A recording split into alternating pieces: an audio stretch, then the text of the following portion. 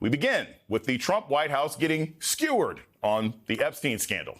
Today, a new filing from Trump's beleaguered DOJ that is already giving rise to suspicion and criticism. Plus, new legal action from a leading watchdog group and yet another warning from a Trump ally about the political peril of the current scandal. As New Republic reports today on Epstein, even MAGA world can smell that Trump is hiding something. In a new filing this afternoon, the Department of Justice pushing forward on requests to unseal grand jury material. But legal observers say it looks like theater and a barely concealed attempt to appear interested in transparency while pursuing information most experts believe won't contain any new revelations. New details today on Trump's desperate attempt to quell political blowback. The White House reportedly, quote, asking podcaster Joe Rogan to help ease the uproar over the Epstein files. Look, Rogan has been a vocal critic of the administration's handling of the Epstein files. The other problem for Trump concerns Epstein accomplice Ghislaine Maxwell. Trump has dangled a pardon for her, which critics say looks like a blatant attempt to elicit friendly testimony from her. Today, Trump's former press secretary, Sean Spicer, warns all of this could backfire spectacularly. What do you think the reaction would be if Donald Trump pardoned Maxwell? I actually think about this differently. I would say he would be under the impression that he was going to be able to say that they got something from her, further information. I think if anyone who sells him on this is lying to him. My point, and that's why you're like, what is his reaction going to be?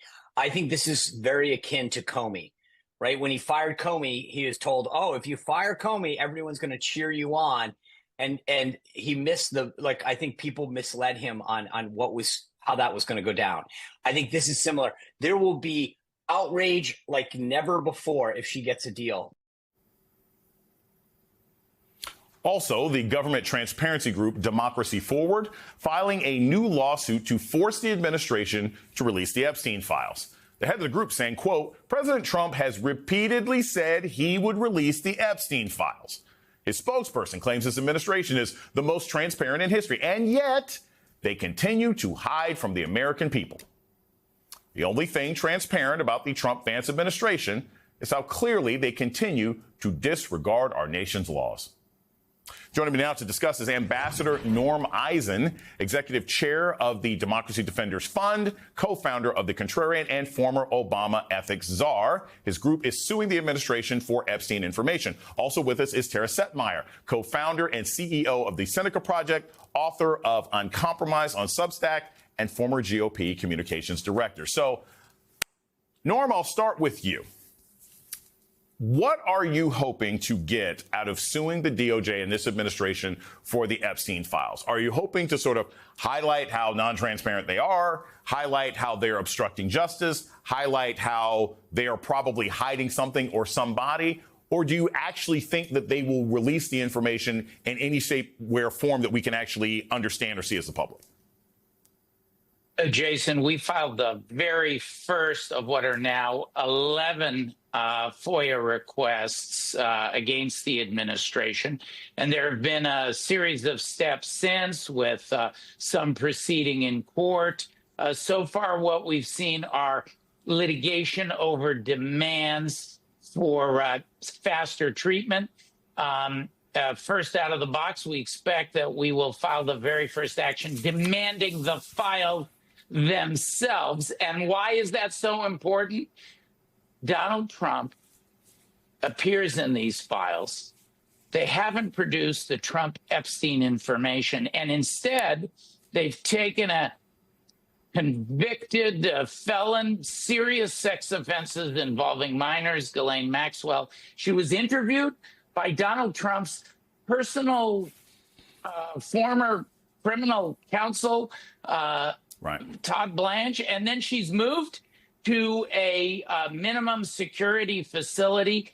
It stinks of a cover-up, Jason. And so what we're trying to get at is what happened, including Trump Epstein files, including Ghislaine Maxwell, and who was involved in the administration. The American people deserve to know. And frankly, victims are outraged about this movement of Maxwell. They need to know as well. So, Tara, I'm going to go to the comms part about this first. So we have reports now that the White House is trying to beg Joe Rogan to go out and play defense for them on this particular issue. And I tend to be skeptical of that. I mean, first and foremost, I think it's ridiculous that the White House, with all of their apparatus and equipment, are going to a podcaster. But second, I don't think it's very likely that you're going to be able to convince any members of the MAGA sphere or the manosphere or anybody else who cares about this to change their mind. I mean, do you think that's likely? Do you think that the administration could put pressure on people who have staked their reputations on the importance of these files to somehow flip the script in order to make Trump and Vance happy? Well, I think you've lost the plot when you have to go to Joe Rogan's podcast to explain the White House's position on the Epstein files and why they've given preferential treatment to a convicted child sex predator. They're in a bad way. And frankly, they violated every rule of crisis communications from day one about how to handle this situation. They've mishandled it for weeks, which is why we're still here. Right. The simple solution here is to release the damn files. If you have nothing to hide, you release the files. They were awfully gung-ho about this until they actually saw what was in the files, I'm assuming, very early on in the administration. They campaigned, many of them campaigned on it. Many in the podcaster, right-wing podcaster, grifter world made their millions and fortunes on pushing conspiracy theories around this and other things. Some of them got cushy positions in the administration, like the FBI director and deputy FBI director. So This is a huge problem for them in a number of areas, and they can't expect people who have been focused on this for years to all of a sudden just believe the BS that they're feeding them. That's the problem. And Joe Rogan, I mean, to his credit, was skeptical of this and why they've mishandled this and said, like, this isn't making sense. What's the problem here? I don't think sending Donald Trump's former personal attorney, now DOJ official, who interviewed Ghislaine Maxwell and gave her some, sweetheart immunity and moved her to a cushy club fed, is going to convince the Joe Rogans of the world that now all of a sudden everything's kosher. This is a failed strategy because they're full of crap. They're BSing people, and the MAGAs are understanding that. And you have now the victims and the survivors who are coming out speaking more about their stories, which is another PR nightmare for the White House, because now they have agency and they're telling their horrific stories of what they went through. And it doesn't look good for the White House when they still are concealing the files. For what? Norm, so since you're, again, in the process of trying to sort of get these files public, this is the question that I had. This is a regular man or woman on the street question. So the files come out, and we get a chance to read them. Even if the files detail terrible behavior on the part of anybody in the administration, whether it's the president or anybody else connected one way or another, what happens next? I mean, because I think the concern that a lot of people have, and the reason that you might get some shoulder shrugs from people who aren't heavily invested, is even if this information comes forward, unless there is the immediate threat of prosecution for what we find out in these Epstein files, it seems like a tempest in a teapot. So what do you say to people who have that concern? Even if this comes out, if nobody's held accountable, what difference does it make? Well,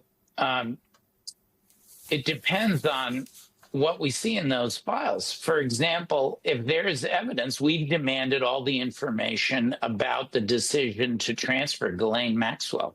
If there's evidence that the administration is engaging in a cover-up at the expense of these victims, my goodness, that is explosive information. So there's much more to it. The country, frankly, has a right to know about Trump and Epstein as well, and all of the other details, Jason. Tara, I want to play you some sound from a town hall in Nebraska. Representative Flood faces serious boos over Epstein. I want to get your response on the other side. Why are you covering up the Epstein files?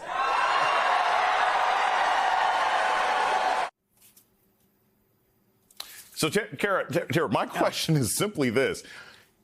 If people are this upset, that's fine. It is August of 2025. Do you think this actually has any impact by next year? Because that's the other thing. As angry as some Republican and MAGA voters say they are, if their votes don't change next year, does this matter? Well, I think that's the question here, is how long can the outrage on this go for? And I think the White House is counting on running out the clock on this.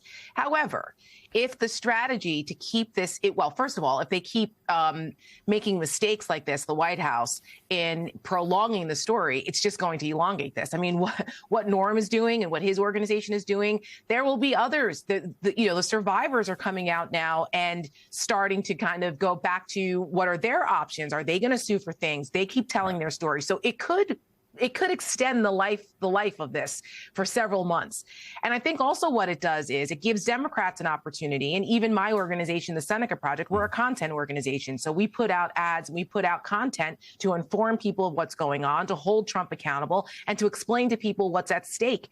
And this is just another part of the pattern of how Donald Trump is a liar. He's betraying people, including his own people. And we have an ad out now called Cheater that's going to play right in Bedminster this weekend, talking about how Donald Trump has cheated in every aspect of his life, including cheating the American people on this and on the bill, on the budget bill, et cetera. So there's ways to weave this in to the overarching theme of what Donald Trump's presidency has represented, how it hurts the American people. And Democrats have an opportunity going into the midterms to consistently talk about that. And then that can depress the MAGA vote. Even Steve Bannon said, if 1-2% of the MAGAs, even 5, stay home, they're in big trouble for the midterms, which is why Donald Trump and the MAGAs are trying to cheat the American people and voters by changing the districts in places like Texas and others. They know they're in trouble with this.